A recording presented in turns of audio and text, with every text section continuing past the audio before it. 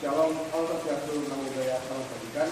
Kami dari kelompok 3 kelas 24 yang berawal tangan saya dan seorang anggota Mosir NIM 502419 dan menggunakan pasir ini dalam 5024. Saya Dudri Koida Rigo dengan NIM 15024. Saya Ahmad Habib Fakirom dengan NIM 1502409. Saya Ibrahim Ahmad Faham dengan NIM 1552424. Saya Haikal Hidayatullah dengan NIM 1502409. Pada video kali ini kita akan menjelaskan dan memeragakan konsep dari sikloid. Mari kita simak video berikut. Jadi, yang pertama-tama, kita akan membahas mengenai latar belakang dari permasalahan sikloid pendulum ini. Pada awalnya, pendulum digunakan pada jam mekanik karena memiliki periode yang cukup konstan.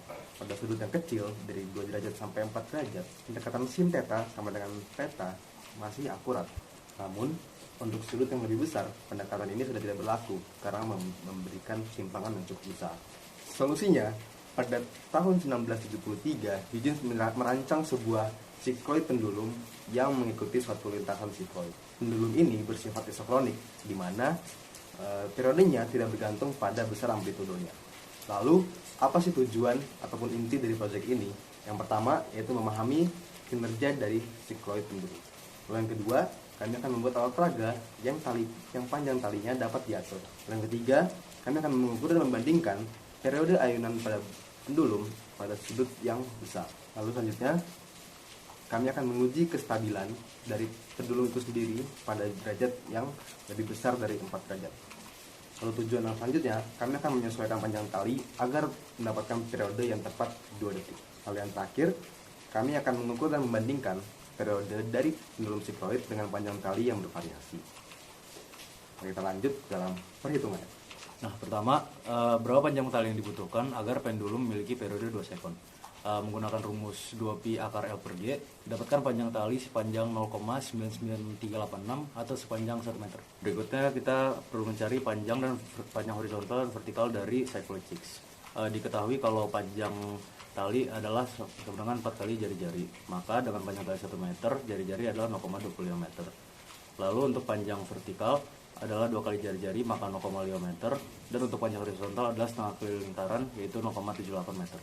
Setelah melakukan perhitungan dan kita sudah membuat sikloidnya juga, sekarang kita akan lanjut ke demonstrasi.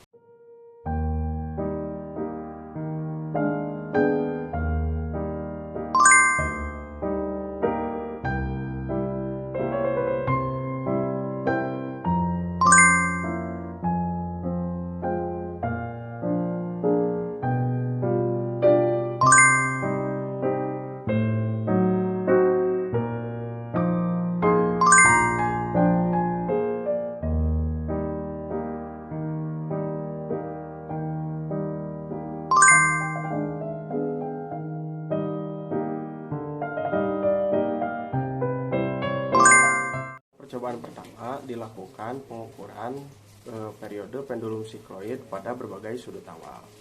Dengan sudut awal 5 derajat diperoleh periode 1,7 second. Dengan sudut awal 10 derajat diperoleh periode 1,82 second.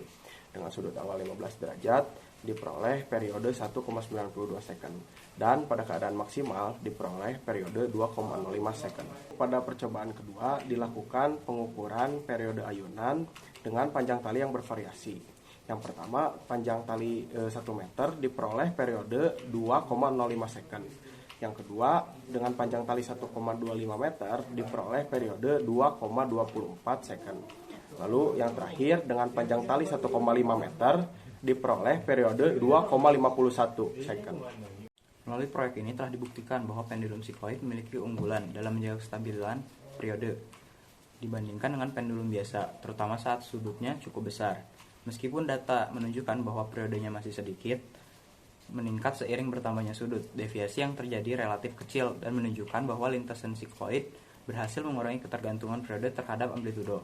Selain itu, eksperimen variasi panjang tali menunjukkan bahwa periode ayunan meningkat sesuai dengan teori, dan panjang tali sekitar 0,97 hingga 1 meter terbukti efektif untuk mencapai periode mendekati 2 detik. Beberapa kendala teknis seperti ketidaksempurnaan bentuk lintasan, kesalahan pengukuran manual berhasil diatasi melalui penyempurnaan desain dan metode pengukuran.